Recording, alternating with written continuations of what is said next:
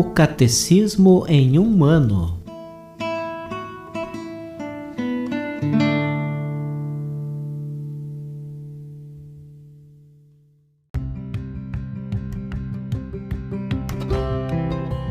Olá, eu sou o Jefferson, seminarista na Diocese de Ponta Grossa, Paraná.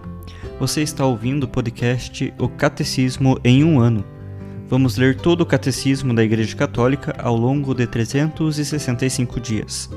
Estamos usando a tradução em português, apresentada pela CNBB em 2013, baseada na edição típica em latim. Baixe o plano de leitura que você pode encontrar na bio do Instagram, @o Catecismo em um ano, ou na descrição desse podcast.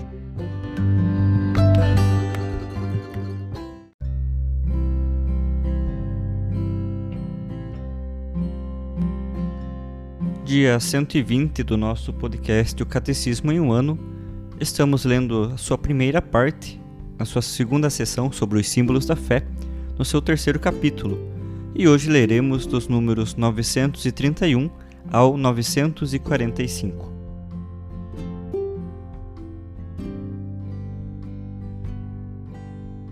Consagração e missão: anunciar o Rei que vem. Entregue a Deus supremamente amado, aquele que pelo batismo já estava a ele consagrado, é assim consagrado mais intimamente ao serviço divino e dedicado ao bem da Igreja. Pelo estado de consagração a Deus, a Igreja manifesta Cristo e mostra como o Espírito Santo age nela de maneira admirável. Os que professam os conselhos evangélicos têm, pois, por missão primeira, viver sua consagração. Mas enquanto dedicados, em virtude da própria consagração ao serviço da Igreja, têm obrigação de se entregar de maneira especial à ação missionária no modo próprio de seu instituto. Na Igreja, ela é como sacramento, isto é, o sinal e o instrumento da vida de Deus. A vida consagrada aparece como um sinal peculiar do mistério da redenção. Seguir e imitar a Cristo mais de perto, manifestar mais claramente seu aniquilamento, é estar mais profundamente presente a seus contemporâneos, no coração de Cristo. Aqueles que estão nesta via mais estreita estimulam seus irmãos por seu exemplo, dão esse testemunho brilhante de que o mundo não pode ser transfigurado e oferecido a Deus sem o espírito das bem-aventuranças. Seja esse testemunho público, como no estado religioso, ou mais discreto, ou até secreto, o advento de Cristo permanece para todos os consagrados a origem e a orientação de sua vida. Como o povo de Deus não possui aqui na terra morada permanente, o estado religioso manifesta a todos os crentes, já aqui neste mundo, a presença dos bens celestes, dá testemunho da vida nova e eterna adquirida pela redenção de Cristo, prenuncia a ressurreição futura e a glória do reino celeste. Resumindo, por instituição divina, há na Igreja entre os fiéis ministros sagrados, que no direito são também chamados clérigos. Os outros fiéis são também denominados leigos. Há ainda fiéis que pertencem a uma ou outra das duas categorias e que, pela profissão dos conselhos evangélicos, consagraram-se a Deus e servem assim a missão da Igreja. Para anunciar a fé e para implantar seu reino, Cristo envia seus apóstolos e seus sucessores, dá-lhes participação em sua missão. Eles recebem de Cristo o poder de agir em seu nome. O Senhor fez de São Pedro o fundamento visível de sua Igreja, entregou-lhe suas chaves. O bispo da Igreja de Roma, sucessor de São Pedro, é a cabeça do colégio dos bispos, vigário de Cristo e aqui na terra, pastor da Igreja Universal. O Papa tem por instituição divina poder supremo, pleno, imediato e universal na cura das almas. Os bispos, estabelecidos pelo Espírito Santo, sucedem aos apóstolos. São cada um por sua parte, princípio visível e fundamento da unidade em suas igrejas particulares. Ajudados pelos presbíteros, seus cooperadores e pelos diáconos, os bispos têm o ofício de ensinar autenticamente a fé, de celebrar o culto divino, sobretudo a Eucaristia, e de dirigir suas igrejas como verdadeiros pastores. A seu ofício pertencem também a solicitude por todas as igrejas, com o Papa e sob sua direção. Sendo característica do Estado leigo viver em meio ao mundo e aos negócios seculares, são os leigos chamados por Deus a exercer seu apostolado no mundo como fermento, graças ao vigor de seu espírito cristão. Os leigos participam do sacerdócio de Cristo, cada vez mais unidos a Ele, e desenvolvem a graça do batismo e da confirmação em todas as dimensões da vida pessoal, familiar, social, eclesial, e realizam assim o chamado à santidade, dirigido a todos os batizados. Graças à sua missão profética, os leigos são também chamados a serem testemunhas de Cristo em tudo, no meio da comunidade humana. Graças à sua missão régia, os leigos têm o poder de vencer o império do pecado em si mesmos e no mundo, por sua abnegação e pela santidade de sua vida. A vida consagrada a Deus caracteriza-se pela profissão pública dos conselhos evangélicos de pobreza, de castidade e de obediência, em um estado de vida permanente e reconhecido pela Igreja. Entregue a Deus supremamente amado, aquele que pelo batismo já havia sido destinado a Ele, encontra-se, no estado de vida consagrada, mais intimamente devotado ao serviço divino e dedicado ao bem de toda a Igreja.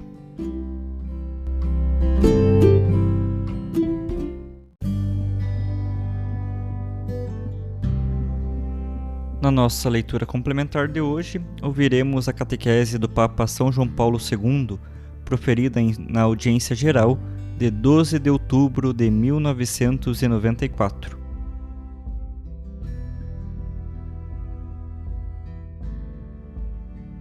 No caminho da vontade fundadora de Cristo.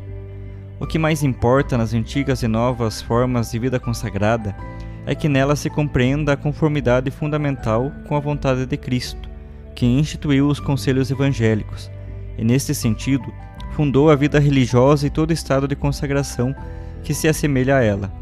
Como diz o Concílio Vaticano II, os conselhos evangélicos são fundados nas palavras e nos exemplos do Senhor. Lumen Gentium, número 43. Houve quem questionasse esse fundamento, considerando a vida consagrada como uma instituição puramente humana, que nasceu por iniciativa de alguns cristãos que queriam viver mais plenamente o ideal do Evangelho. Ora, é verdade que Jesus não fundou diretamente nenhuma das comunidades religiosas que pouco a pouco se desenvolveram na Igreja, nem estabeleceu formas particulares de vida consagrada. Mas o que ele quis estabelecer é o estado de vida consagrada, em seu valor geral e em seus elementos essenciais.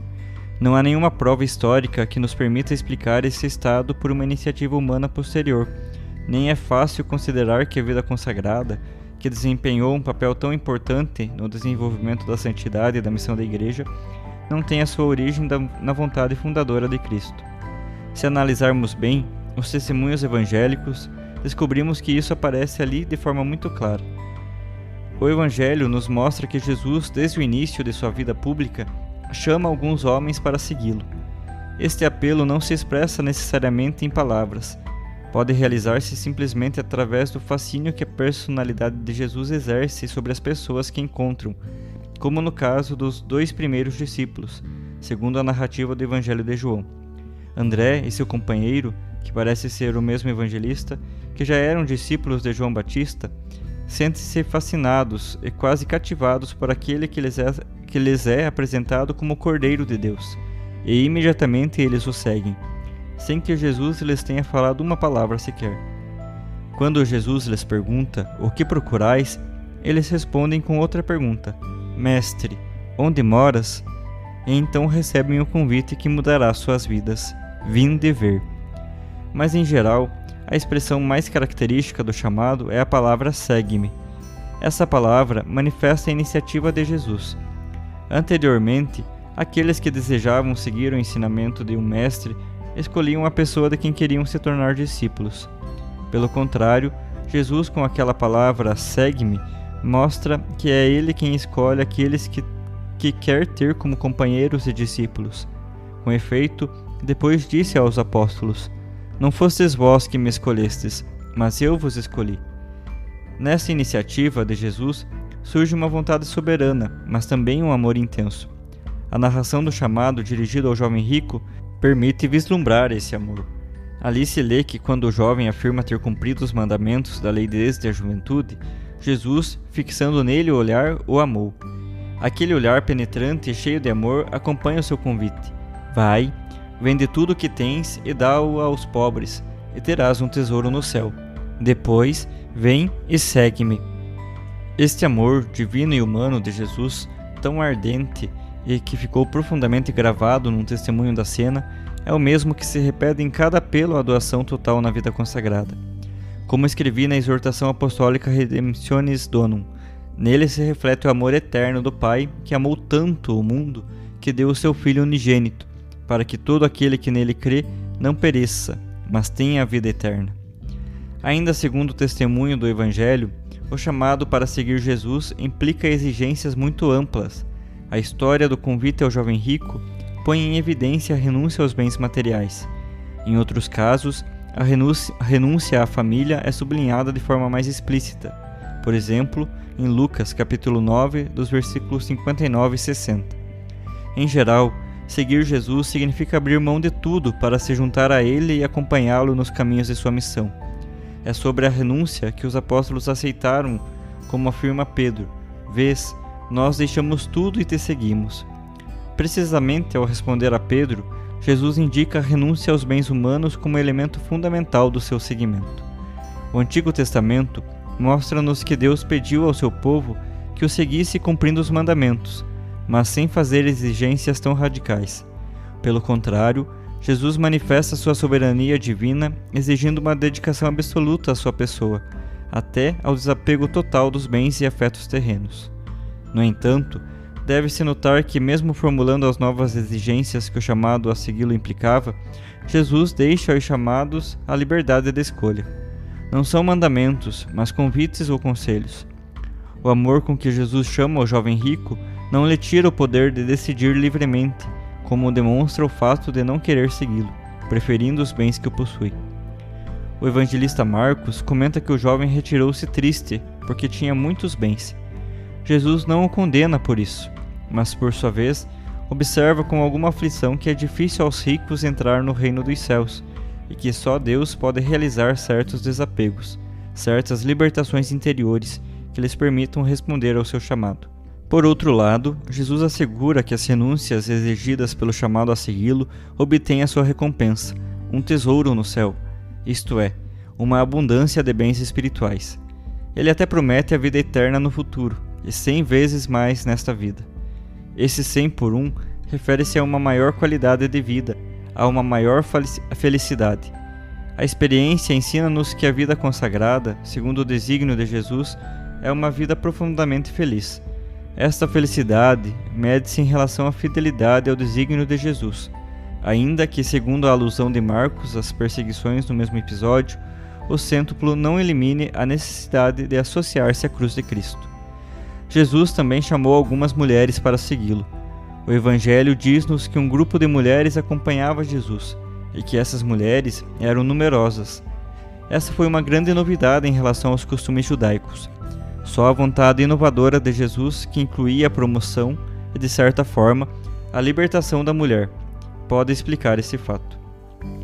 Os evangelhos não nos falam da vocação de nenhuma mulher, mas a presença de numerosas mulheres com os 12 ao lado de Jesus supõe seu chamado, sua escolha silenciosa ou explícita. Com efeito, Jesus mostra que o estado de vida consagrada, que consiste em segui-lo, não está necessariamente ligado ao ministério sacerdotal, e que esse estado diz respeito tanto a mulheres como a homens, cada um no seu campo e com a função que o chamado divino lhe atribui. No grupo de mulheres que seguiram Jesus, pode-se vislumbrar o anúncio e, mais ainda, o núcleo inicial do grande número de mulheres que se comprometeram com a vida religiosa ou outras formas de vida consagrada ao longo dos séculos da Igreja até hoje. Isto vale para as mulheres consagradas, mas também para muitas outras irmãs nossas que seguem, de novas maneiras, o exemplo autêntico das colaboradoras de Jesus. Por exemplo, como voluntárias leigas em numerosas obras de apostolado, em vários ministérios e ofícios da Igreja. Gostaria de concluir esta catequese reconhecendo que Jesus, ao convidar alguns homens e algumas mulheres a abandonar tudo para o seguir, inaugurou um estado de vida que se vai desenvolvendo pouco a pouco na sua igreja, nas diversas formas de vida consagrada, concretizada na vida religiosa e também, para os eleitos de Deus, no sacerdócio. Desde os tempos evangélicos até hoje, continua a agir a vontade fundadora de Cristo, que se manifesta naquele belíssimo e santíssimo convite dirigido a tantas almas: Segue-me.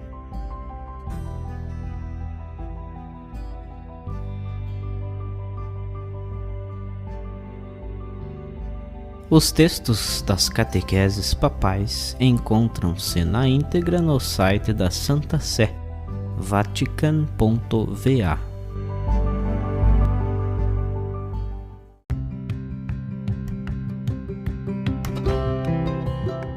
Você acaba de ouvir mais um episódio do podcast O Catecismo em um Ano.